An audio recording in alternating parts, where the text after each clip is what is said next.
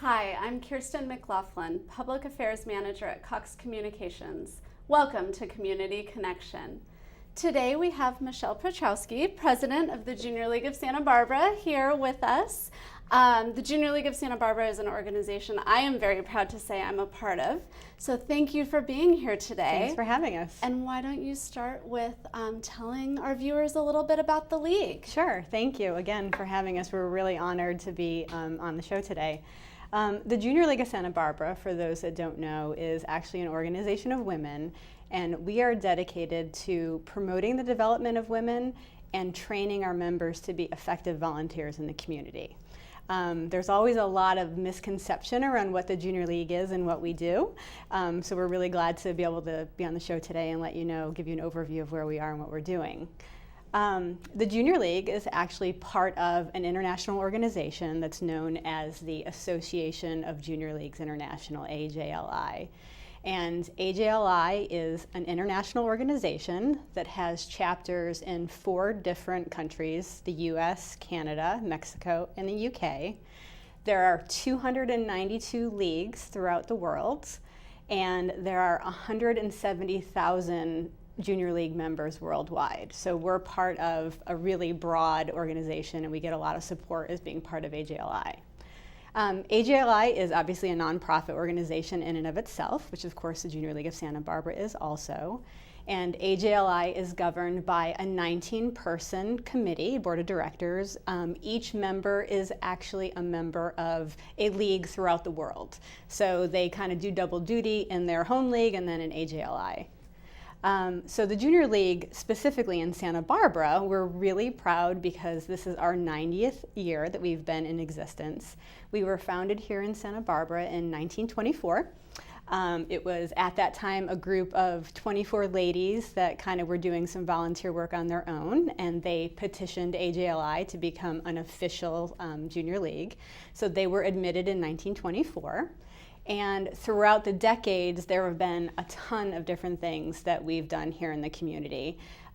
Each decade, you pretty much have a different focus area. So the league at the time has a focus area that usually stays in place for 5 to 7 years. And so throughout the 90-year history of the Junior League, it's been everything from, you know, women and children to youth literacy to domestic violence. It really just kind of depends on what the league members and what the community needs are at that point in time. So one of my favorite historical stories is about the Junior League of Santa Barbara's involvement in this development of the Santa Barbara Zoo. Can you tell us a little more about that? Yes, so back in the 60s, actually, we were one of the primary organizations that was involved in, at that time it was known as the Child's Estate, and that actually ended up becoming the Santa Barbara Zoo, and that is one of the things that we are really proud of. In the 70s, we then turned to being involved in the Sark Cottage, which a lot of people in the community have seen a plaque out in front of the Sark Cottage, which has a reference to the Junior League on it. And we were also part of the Silent Witness program at that point in time. So it's something that if you talk to some of our members that were active at that point in time, they're still really proud to have brought that to the Santa Barbara community and helped in that area. In the last 7 years, we've been focusing on youth literacy, and that is our current focus area. So back in 1995, which actually was the year that I joined the league, we redid the East Side Library. So we renovated the children's area there, and that was the start of a relationship that we've continued over the last 7 years with the library organization. So I don't know if recently you've heard about the children's library project at the downtown library being announced that it's going to be opening in 2015, but many of our members were actively involved in that and are still continue to be on the committees with that, bringing it to Santa Barbara. That's great. So literacy, tell me about some of the other projects the Junior League has been involved in around children's literacy. Right, so each year we do a number of what we call impacts projects. And an impacts project is a 4 to 8 hour activity that we set up with a focus on youth literacy. And what we basically do is, depending on the event, we bring forth the volunteers and we host the event. So as an example, with the downtown library, there's a couple of books called Fly Guy or Elephant and Piggy, and we'll have an Elephant and Piggy party where we do reading with the kids, where we'll allow them to read to us, and we'll do arts and crafts. So this year, the Junior League is actually really proud because we're doubling the number of impacts projects that we're going to be bringing to the Santa Barbara community. We traditionally do 8. This year, we're going to do 15. And we are partnering with many other nonprofits in Santa Barbara to bring these projects to the forefront. So a lot of names that I'm sure your viewers have exposure to: Calm, Storyteller, Girls Inc.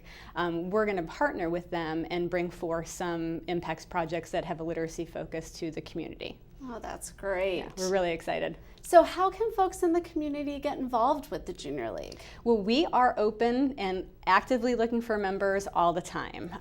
So there's a couple of different things that you can do if you want to be involved. The first is join the Junior League.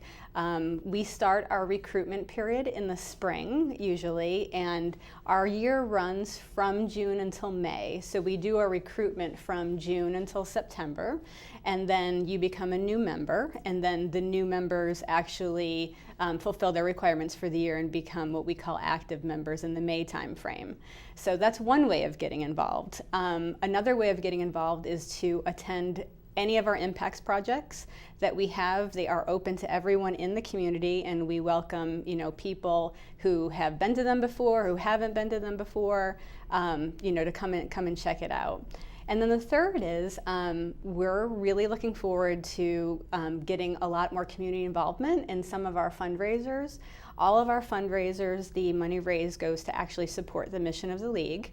And one of the most important ones that we're really excited to be bringing back this year is our Monster Rummage Sale. Tell me more about the Monster Rummage Sale, because I know this is a gem of the community. It is, and we are really excited to be bringing it back. So this will actually be the 78th year that we host the Monster Rummage Sale here in Santa Barbara. It has been on hiatus for about 6 years, so there is a huge pent-up demand for bringing this back. And the Rummage Sale is actually usually held in the fall. And it's a 2-day event where the first evening, usually a Friday evening, there's a pre-party. And you can purchase tickets in advance on our website at any time to go to the pre-party. And that's kind of your early bird preview into getting access to the goods. And then the actual rummage sale is open, at no charge to everyone on the Saturday of the event, usually from around 8:30 to 3 o'clock. And we have literally millions of items that are available for purchase. We have children's books, children's toys, clothes, designer clothes, everything you can think of, furniture, vintage clothes, really anything you can think of. So if you're looking for an opportunity to get some great deals on stuff, we really encourage people to come by the rummage sale. The prices are rock bottom low. I mean, I'm talking like, a couple of dollars for items. So it's a great opportunity for us to be able to give back to the community by bringing the event. And can people donate their goods to Rummage? They can, yes. We are really fortunate because we have a partner, Move Green, who has been great with providing us the ability to store items in a storage unit. And so if you do have items to donate, it's all fully tax deductible, of course. You can come every other Saturday to a location and drop off your items, and we'll provide you with the tax receipts. And more information can be found on the website for that. Perfect. And I know the Junior League also celebrates an annual gala or soiree every spring. We'd love to have people from the community join us for that. Can you give us a little more information? Sure, yes. We, again, it is a spring gala, and normally we've kind of done a couple of different options. We've done like an evening option or an afternoon option. I'm pretty sure we're going to be going back to an evening option because people seem to like dressing up and having a little bit more formal thing. And it has, all the elements of a traditional gala, usually a silent auction, a live auction, and cocktails and dinner and dancing. So it's an opportunity for people to really celebrate. Each year there's a theme that obviously usually has a literacy focus, and the proceeds from the gala, again, go to support the mission of the League.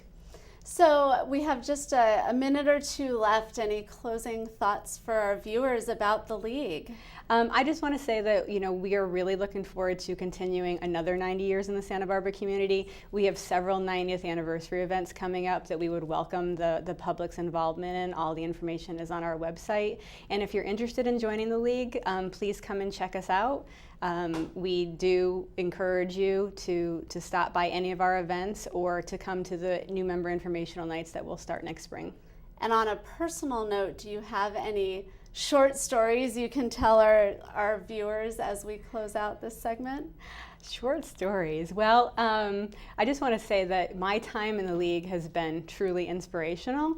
It's one of those things, I'm not one of those people that ever thought I'd be the president of the junior league, but I'm so impressed with the quality of women that I work with and the community involvement that it's really been an honor for me to serve it. So don't have preconceptions about the junior league, just come to one of our events and check it out.